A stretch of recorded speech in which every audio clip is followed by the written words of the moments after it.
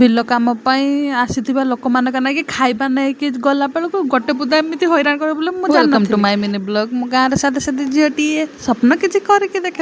ସବୁ କାମ କଲା ବେଲା ଆସିକି ପହଞ୍ଚିଯାଇଥିଲା, ତାଙ୍କୁ ପକେଇ ଦେଇକି ଆସିକି ପରିବା ପତ୍ର କଟା ହେଇଯାଇଥିଲା। ତାପରେ ପାଇପ୍ରେ ପାଣି ଆସିଥିଲା, ବର୍ଷା ପାଣି ଦେଇଥିଲେ।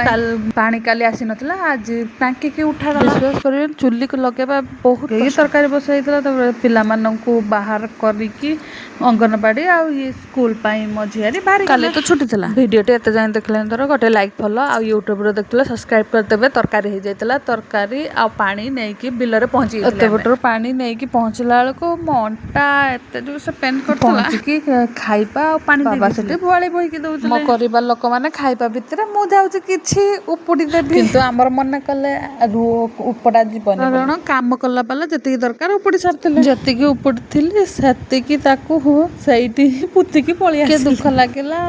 ତାପରେ ବୁଆଳି କିଛି ଉଠେଇକି ସେଇଠି ରଖିଦେଇଥିଲି। ଗୋଟେ ବୁଦା ଆସି ସବୁ ଗଛ ଖାଇ ଯାଉଥିଲା, ତାକୁ ଆମେ ଗୁଡ଼ଉଥିଲେ ବୋଲି ସେ ଆମକୁ ଏତେ ଜୋରସେ ଗୁଡ଼େଇଲା ଯେ କଷ୍ଟମଷ୍ଟକି ଭାରି ଆସିଲେ।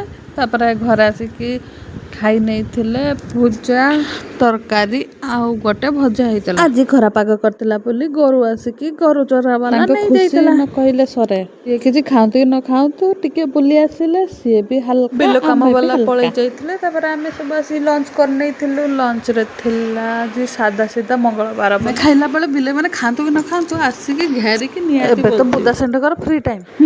ବୁଦା ମାନଙ୍କ ପାଖରୁ କିଏ କିଏ ମୁଣ୍ଡିଆ ଖାଇଛ କମେଣ୍ଟରେ ଜଣେଇବ। ଆମେ ତ ଯାଉ ବଞ୍ଚିକି ବାହାରି। ଭିଡ଼ିଓଟି କେମିତି ଲାଗିଲା ଜଣେଇବେ। ଆଜି ପାଇଁ ରହିଲି, ଦେଖା ହେବା ନେକ୍ସଟ ଭିଡ଼ିଓରେ। ଜୟ ଶ୍ରୀ ଜଗନ୍ନାଥ, ଜୟ ବାବା ମଣି ନାଗେଶ୍ୱର।